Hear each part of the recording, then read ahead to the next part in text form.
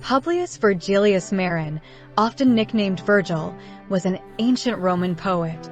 His poems have always been read and considered most praiseworthy, linking the founding of Roman culture to the Trojan War, describing one of the most tragic romances ever written, explaining the fundamental source of Roman conflict with Carthage. In this video, you may learn details about one of the books in Virgil's eternal renown epic, the Aeneid. Book 6, Journey into Hades. At the beginning of this book, the remaining Trojan refugees finally arrive in Italy. They search and quickly find the Sibyl's home. As might be imagined, the prophetess lives in a cave. In it, Aeneas finds all sorts of images or visions that depict various scenes from all of Greek mythology. Special focus is paid to the myth of Theseus, Minos, and the Minotaur. This is best learned from Plutarch's biographies. The carrier and writer of the Book of Prophecies is named Dipobe. She is mystical in appearance and seems to suffer from spasms of physically transforming episodes. Aeneas asks her for aid, and I find most curious the description of how Apollo as if possesses her. Consider the lines. Struggling in vain, impatient of her load, and laboring underneath the ponderous god, the more she strove to shake him from her breast. With more and far superior force he pressed, commands his entrance, and without control, usurps her organs and inspires her soul. Now, with a furious blast, the 100 doors open of themselves, a rushing whirlwind roars within the cave, and Sibyl's voice restores. Perhaps I am projecting my own biases or temptations, but the description seems to verge on the sexual. It is jocular. The priestess says that there will be war, including an enemy much like Achilles, but in the end, the migrants will find aid from an unlikely source, a Grecian town. Aeneas says that he is not daunted by the challenges. Instead, he insists that he must travel to Hades. He argues that if Orpheus, Pollux, and even Theseus could do it, so can he. The prophetess warns that the gates of hell are open night and day. Smooth the descent, and easy is the way. But return, and view the cheerful skies. In this the task and mighty labor lies. Oh, what joy! This is a rich aphoristic boulder. Dipobe tells the Trojan to seek out some special tree and gather from it a golden bough. This means a tree branch or stem whose leaves are golden. He is to give this golden bough to Persephone, Hades' wife, once they are in the underworld. It will gain him her favor, and she will therefore allow him to travel safely. When him and his friend Achates return to the other Trojans, they find that a certain Maecenas has died. His dead counsels humility.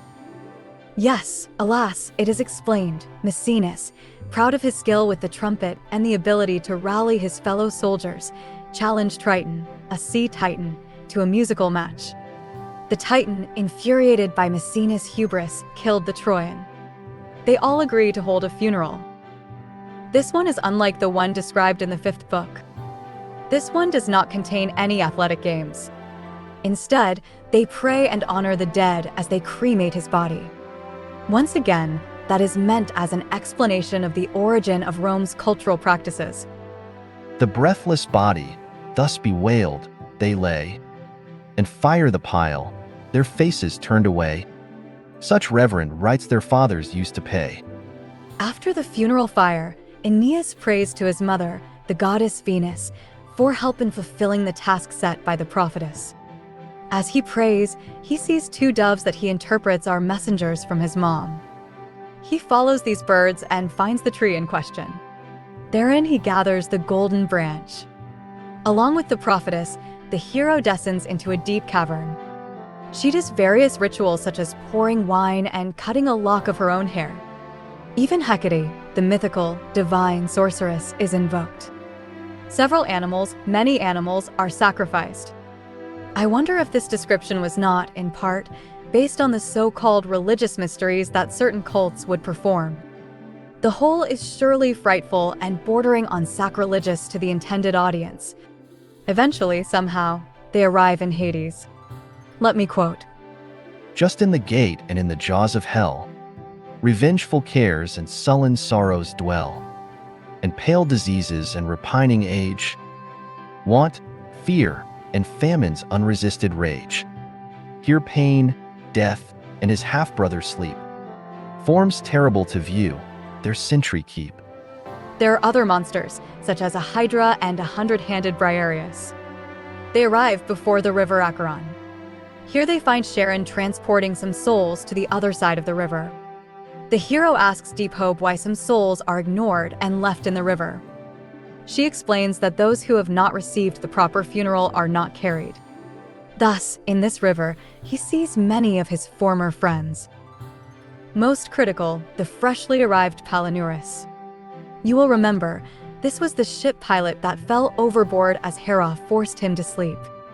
The poor soul explains that as he floated for 3 days, he did manage to arrive in Italy after all. Aeneas wishes to help him, but he is not allowed. The prophetess does provide some soothing words. This comfort of thy dire misfortune take. The wrath of heaven, inflicted for thy sake. With vengeance shall pursue the inhuman coast, till they propitiate thy offended ghost, and raise a tomb with vows and solemn prayer. And Palinurus name the place shall bear.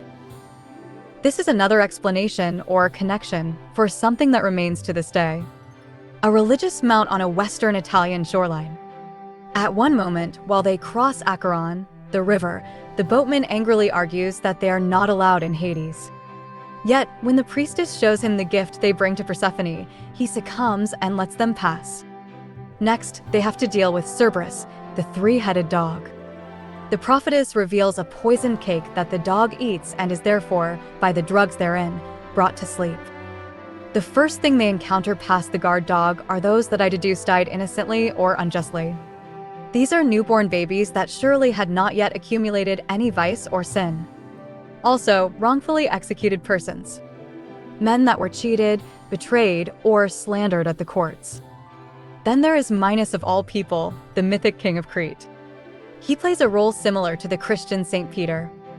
He judges each passenger and determines their appropriate place or punishment in Hades. The poet says that the first punished, I think this means that they are the least punished of the punished, are those who committed suicide.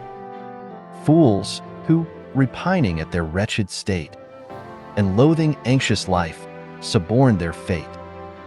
I find this curious and not altogether commendable. Surely, as Plutarch would have it, death is often better than life, and it is fools who live despite unhappiness or duty. It is tragic as one cannot avoid concluding that therein lies the evolutionary barrier to a species' intellect. LOL. Either way, instead of being granted a typical ghostly body like other souls, those who committed suicide are transformed into thorny, barren trees. They have no voice, and the only way they can communicate is by moving, which often breaks their branches. Horrible. Next are described those titled lovers. I reckon these, in some way, sinned because of love. The hero finds the likes of Phaedra, who made Theseus believe that his son had raped her. Pasiphae, who slept with a bull and thus gave birth to the Minotaur. Ceneus, whose myth, or reason for punishment, is not explained. Alas, Virgil might, possibly, be insinuating that he is punished because he transformed from a woman to a man. Alas, this is neither the place nor time to explain such an obscure myth. Also, I personally always question if someone during the Dark Ages might have adulterated the text. Lastly, among those punished as lovers, is Dido, the former lover of Aeneas. She does not hear him when he tries to apologize and declare that he did love her.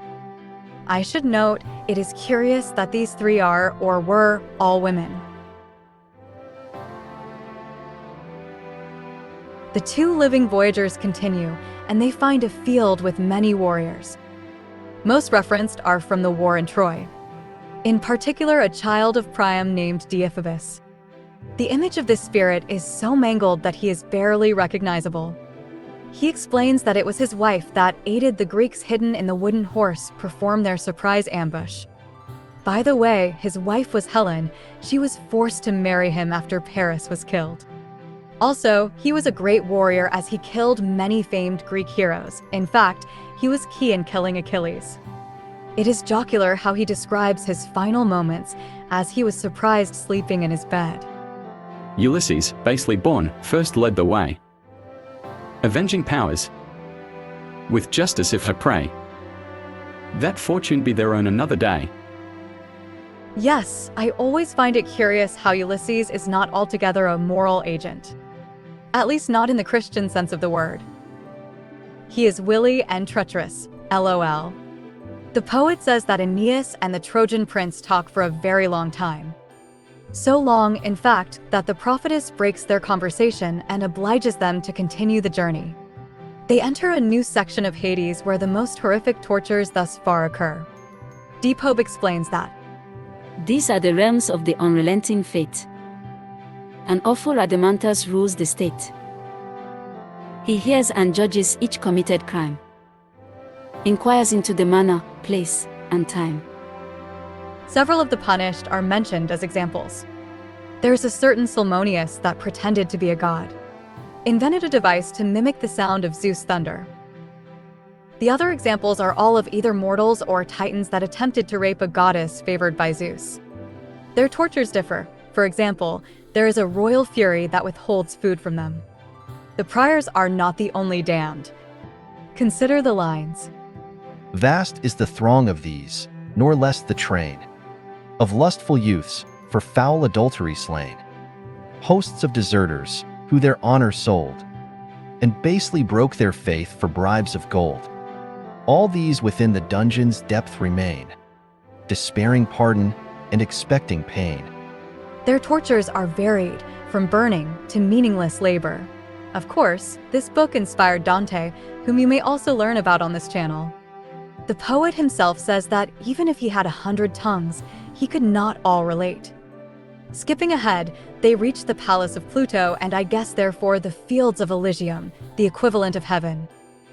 It is curious as this poem may be understood as part of the religious evolution that led to much of Christianity.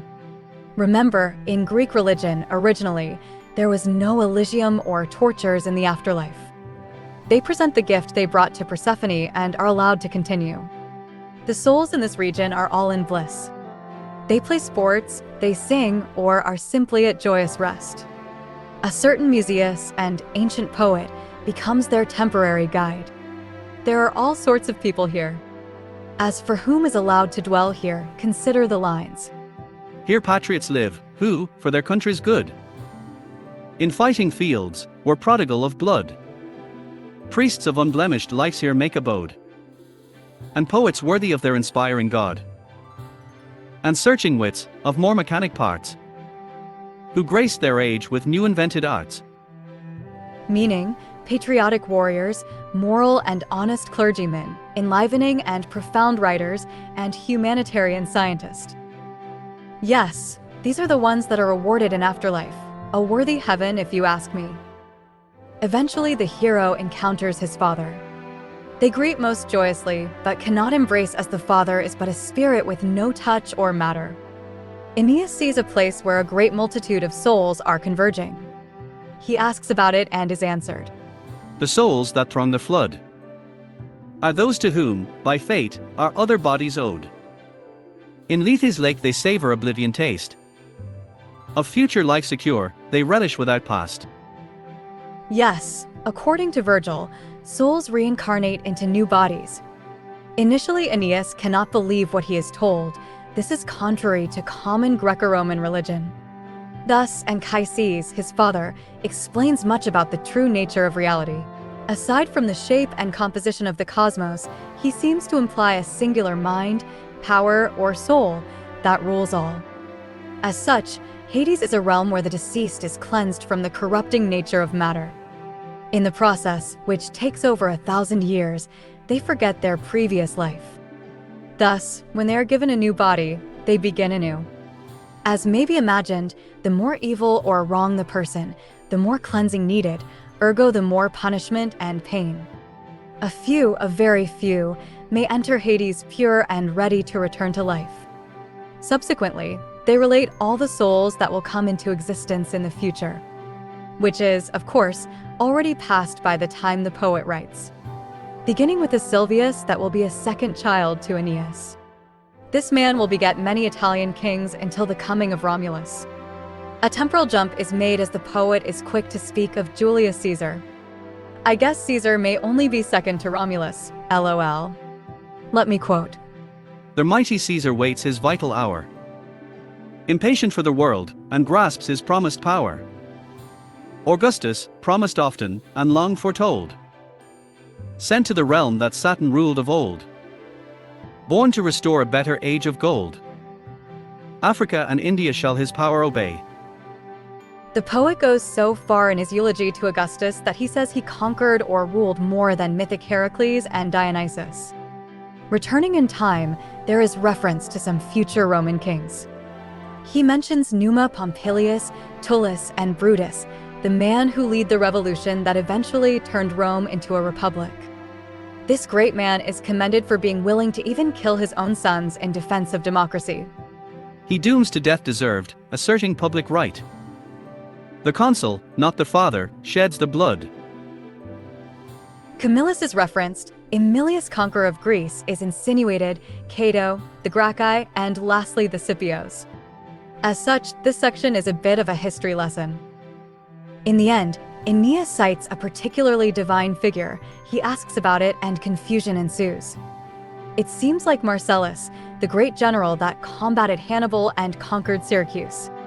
Yet, it is the son of Augustus who had the same name. Alas, the son of Augustus died young and therefore the empire lacked a proper heir. To end this book, Aeneas easily leaves the underworld, joins the Trojan on the Italian shore, and they all set sail heading further north. As usual, to entice or seduce you into watching the final compilation and analysis of the series, I gift you an aphorism that I came up with as I read the poem. The truth is that admission to hell is so cheap that the challenge is being sufficiently poor.